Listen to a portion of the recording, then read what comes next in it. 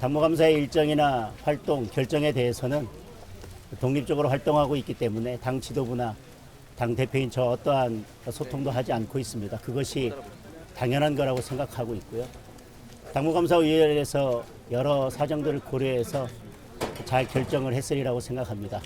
그 결과에 대해서 제가 어떤 언급을 하는 것은 적절치 않아 보입니다. 당내 화합도 중요하지만 저는 전당대회 과정에서부터 우리 당이 하나로 뭉치는 게 더 중요하다고 말씀드렸습니다. 밖에 있는 적 50명보다 내부에 있는 적 1명이 더 무섭다는 말씀도 드린 적이 있습니다. 당을 하나로 뭉쳐서 단일 대우로 뭉쳐서 제대로 싸울 수 있는 당을 만든다는 것과 해당 행위를 하는 사람들을 그대로 방치한다고 하는 것이 저는 잘 맞지 않다고 생각합니다. 오히려 해당 행위를 하는 분들에 대해서는 엄정한 조치를 취하고 그리고 당이 하나로 뭉쳐서 싸우는 것이 훨씬 더 중요하다고 생각합니다. 당을 어떻게 하나로 이끌어 갈 건지 외연을 어떻게 넓혀 갈 건지에 대해서는 곧 저의 입장을 밝힐 기회가 있을 거라고 생각합니다. 그러나 이것이 당의 화합을 깨치는 것이라든지 아니면 확장에 방해가 된다고 하는 주장에 대해서는 저는 동의하기 어렵습니다.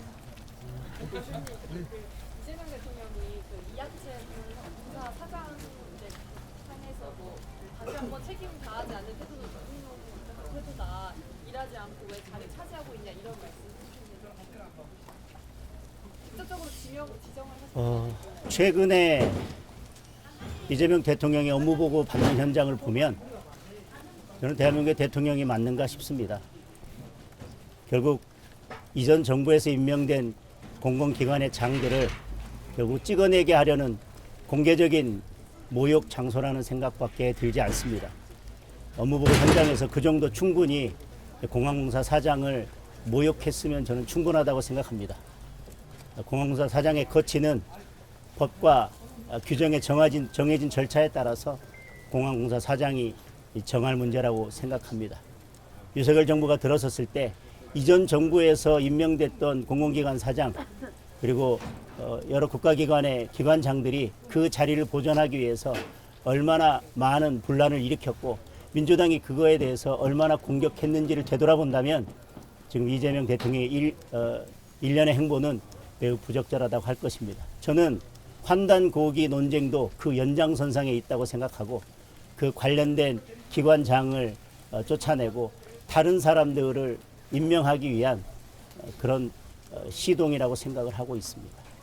대통령님, 당 쇄신 방안으로 당명 변경 계속 거론되고 있는데 대통령님은 당명 변경 긍정적으로 좀 검토하시는지 궁금합니다. 제가 다선 의원님들과 그다음에 뭐 초선, 재선, 삼선 의원님들 불문하고 당내 많은 의원님들을 뵈면서 우리 당이 앞으로 나아가야 될 방향, 쇄신 방향에 대한 의견들을 듣고 있습니다. 그중에 많은 의원님들께서 당명 개정에 대한 말씀도 주셨습니다. 저는 단순한 당명 개정이 아니라 이제 국민의힘이 어떤 방향으로 나아갈지 그리고 국민의힘이 추구하는 보수정당의 가치는 무엇인지 그것을 어떻게 구현할지에 대해서 당원, 당규와 강령 이 모든 것을 한꺼번에 들여다볼 필요가 있다고 생각합니다. 단순한 당명 개정이 아니라 국민의힘이 새롭게 태어나기 위해서 방향을 재정립하고 보수의 가치를 재정립하는 작업이 필요한데 그에 수반돼서 당명 개정이 필요하다면 당명 개정도 함께 검토할 수는 있다고 생각합니다. 그러나 당명 개정은 당대표 혼자서 결정할 수 있는 문제도 아닙니다. 그리고 원내 107명의 의원들이 결정할 수 있는 문제도 아닙니다. 당명 개정만큼은 전 당원의 총의를 모아서 결정할 문제라고 생각합니다. 오늘 지금 압수수색하고 있는 것에 대해서 한 말씀만 좀 부탁드리겠습니다.